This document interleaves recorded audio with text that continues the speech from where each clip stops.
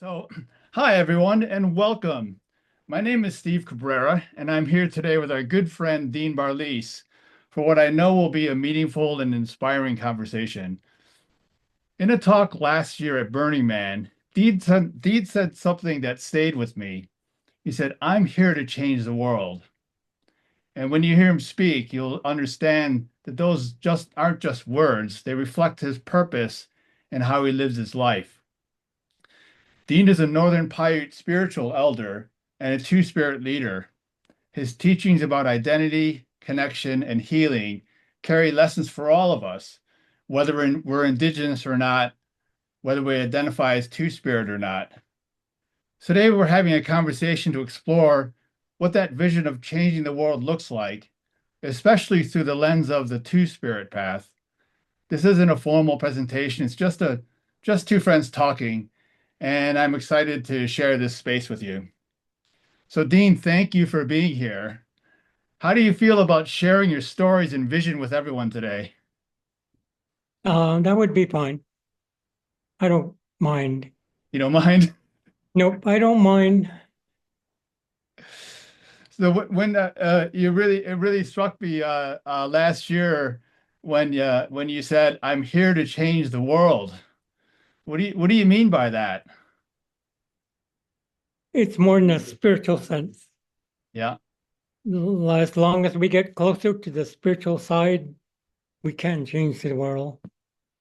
It can be changed. yeah, And that's a power from a two-spirited person talking. Because, like I said before, we carry a lot of power, spiritual power. And a lot of people respect that and they listen to it. And yeah, many of them don't understand it, but they begin to, when things start happening in a spiritual way, they begin to really believe in it. yeah. So, thank you. If we could start a little bit by explaining what it means to be two-spirit. There may be a lot of people who are hearing that term for the first time. Could you describe what it means to be two-spirit? Among indigenous people here in the Americas, Turtle Island, I would say, two-spirited is something that is in every tribe, almost every tribe. These are the people gifted. We say two-spirited, but the rest of the world is gay or homosexual. But in our ways, it's those that are gifted with the power, healers, storytellers, keepers of knowledge. And that's basically what it is among our people, Yeah. many people. And in your tradition, in your culture, how do people um how do people discover and relate to others who are two-spirit? Like, how do The they know real you're ones, two-spirit, and what do they do when they find out? the real ones, you are given knowledge when you're born. People can see that difference in you. They can see you carrying that way. So they'll start sharing a lot of things with you. And you got to remember for a long time, these ways were forbidden or they were outlawed by the government, United States government. In 1872, they outlawed the language, culture, traditions. So many things were lost in that time. But like I said, when I was growing up, my grandma saw that I was different. So they started sharing a lot of traditions with me, culture. Even at that time in the early 60s, when I was old enough to understand, a lot of that was outlawed. It was still wasn't taught, wasn't brought out in public. So a lot of the things I was taught was private growing up with my grandma and grandpa. So They saw that difference what in what what kind was. there'll be a lot of people who aren't familiar with things being outlawed like that. What kinds of things were outlawed? The government outlawed our language. That's why even today we have very few fluent speakers of the language. Mm, Traditions, the spiritual ways were outlawed. So we lost a lot. A lot of it went underground by the elders. That's why these ways survive. The two spirit ways went underground also. The songs, dances, basically everything we did, the way we raised the children, the young people, all of that was outlawed. They wanted to assimilate us. That's why they created the boarding school systems,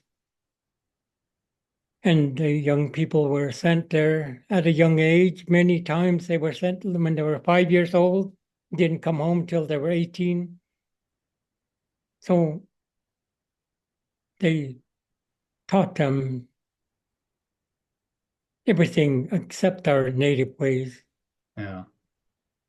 And I remember you sharing that kids were punished if they spoke their native tongue. They were whipped brutally. These boarding schools were brutal at that time. They were molested sexually and physically.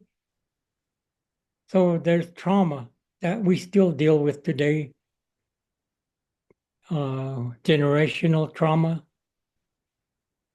Yeah, or old people dealt with, and they passed it on. We still have to deal with that trauma, yeah, which is sad, really sad.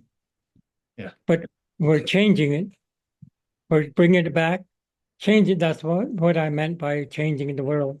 yeah, Our world, yeah, mostly, also in time, the rest of the world. yeah. You need to be strong. You need to be strong and restored in yourself if you're going to be there to available to others. Yeah, you got to be strong. So,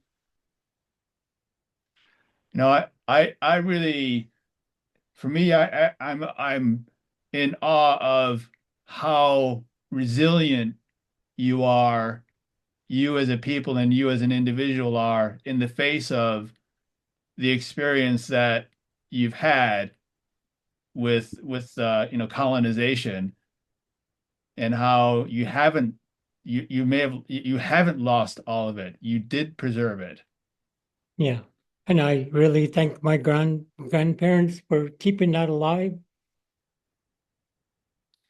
And it reminds me, I don't know if you remember, Dean, when I visited a couple of years back, um, we went to a birthday party at Pyramid Lake, Yeah, and I kind of experienced this firsthand, and it's one thing to read about it and hear about it in books that the indigenous folks really respected gay people, and but it's another thing to be at an informal gathering of Paiute folks at a birthday party at the lake, yeah, eating their food, and then having the aunties and the grandmas saying, "Hey, we think that so and so is two-spirit. yeah, He likes these things. He's asking about those things." Like what I saw was that they were looking and noticing what is the nature of this person. And then they were getting excited because, oh, we think he's two-spirit. yeah, Dean, can you talk to him? Maybe you can, then there's like plotting with about this person. How do we nurture this person? How do we protect this person? And so I'm so thankful. Personally, I'm thankful that your grandma and your family were resilient enough to nurture that in you, and you're able to nurture that in others. yeah, yeah. We're getting a little more people, young people that are coming out like that.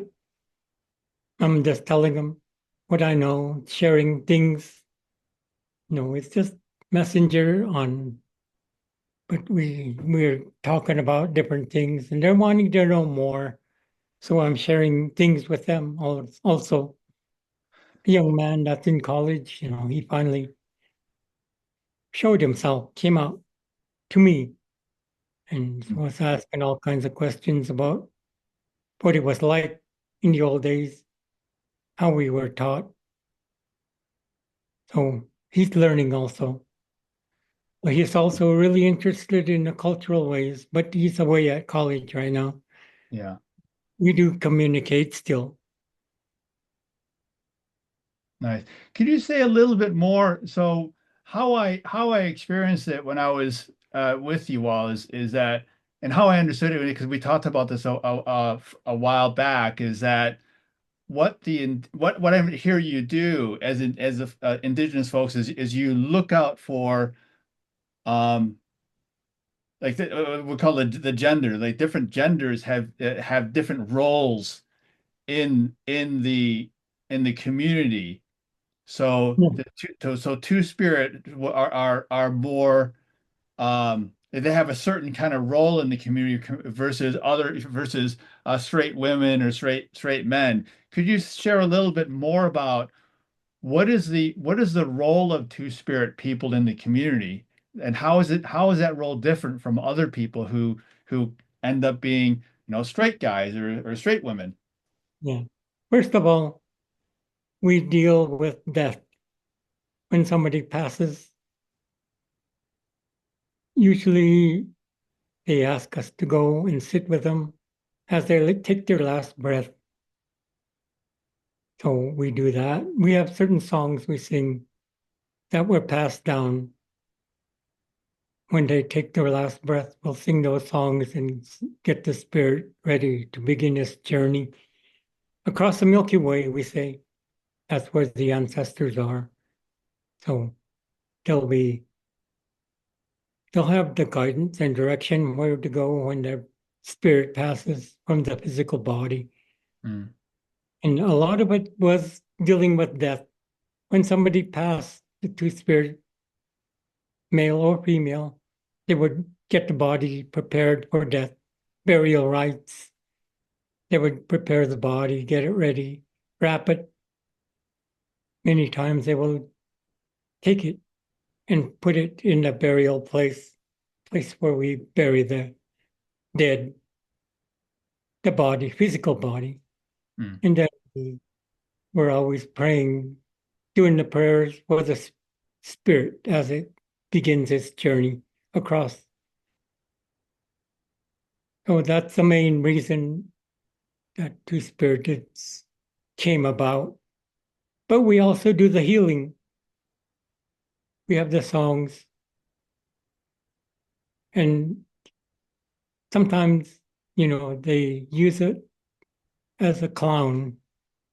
We call it clown, but they bring happiness to people. During the days, incarceration days, when our people were put on reservations, they would have dances, and the two spirits would come in and they would make the people laugh, bring that laughter. So they would forget about the starvation or the sadness, and they would bring that happiness back into the people during those times on reservations. mm, Many times of starvation, and they would come in and do perform dances and make people happy, bring that laughter, so they'll forget about not eating, not having the sadness of being on a reservation. mm. So many times they would be used in that way also. Yeah. Yeah, I hear that it's the two spirit role is, the spiritual leaders, the encouragers, the consolers, the preparation for, the transition. The transition to the spiritual world. Yeah. taking care of the physical body. Many times where I'm the last one to see the physical face before I cover it and wrap the body in the coffin. So many times I'm the last one to see the physical body before I wrap it and before, we close it for the last time. Mm, You got to be strong. That's the other thing. You got to be strong to do this work. It's yeah. not looking for sissies, I should say. Yeah. Yeah. So for me, there's so much that as a gay guy myself, I grew up in Michigan, and how I understood being gay was being the gay people were like people to be rejected, abnormal people to be rejected. And it took me so long to even discover that I'm not the only like non I thought I grew up thinking that all gay people were either drag queens or leather daddies, and I Yeah, wasn't that. So I must be the only normal gay person in the world. And it took me until I was 27 and to realize that, oh no, I'm not. yeah, People are just gay. yeah, But it took me so much time just to discover that I was normal, let alone have a relationship. And only now, really, in talking with you, and what I'm learning from you is that, hey, the your gender, your being gay is integral with your role in the community. You are a spiritual leader. You are the strong person to encourage, to lead, to facilitate resolution in disagreements, and that is integral with the nature of being gay or two-spirit. And for me, that's like there's a unique, how I see it, there's like a unique essential role in the community that is filled by two-spirit people, which is a fundamental different relationship to being gay. Whereas in the Western society, it's like here's an abnormal person that should be accepted and respected. It's a fundamentally different perspective. And I learn every time I talk to you, I learn more about the like the essential power and characteristic of all people, um, more than just, hey, you shouldn't shit on people because they're different. yeah, yeah, So, yeah. That's a basic difference between native people, indigenous people. yeah, You know, I tell everyone we weren't taught this way. We were born this way. yeah, And in our old stories, traditions about creation, we were part of creation, male and female and two-spirited the gender. We came through creation from creator. That's a difference, big difference between mm, the way we look at things, how we were, why we are existing. We were part of the creation of man and woman, all people. We are a big part of that creation. We were here from the beginning. When man and woman were created, we were part of that creation too. mm, So mm. there's a big difference in the way we look at our worldview of how things were or continue to be. Yeah. And I that's such a shocking, from how I was brought up and what I grew up to know. It's such a shocking difference. And um and hearing that from you, I can only imagine the difference that that could make for a young person who is just coming to discover their own sexuality. Yeah. Is Yeah. there We have anything that a you would, lot that's coming out and learning. yeah, So it's good. Long after I'm gone, they'll be teaching, sharing. It'll be an ongoing thing yeah. into the future. Is there anything else? Is there any message or words of encouragement that you might have to anyone out maybe seeing this who is just starting to uh, be curious or come to terms with or struggle with their sexuality? You got to look at yourself, be proud of who you are, come to know yourself, really be strong in looking at yourself. You're not something that's going to be thrown away, tossed aside. Walk proud, Hmm. strong, and proud. Be proud of who you are. Yeah, wonderful. And thank you for that. And thank you for hosting the Two Spirit gatherings in your home and all the work that you do in speaking and encouraging and teaching Two Spirit folks around the nation and now hopefully around the world. So I feel that's very, very precious and important. Yeah, that was neat talking in a conference in Vegas, National LGTB, whatever. Yeah.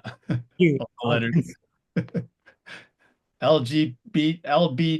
LGBTQ plus, Yeah, QI plus.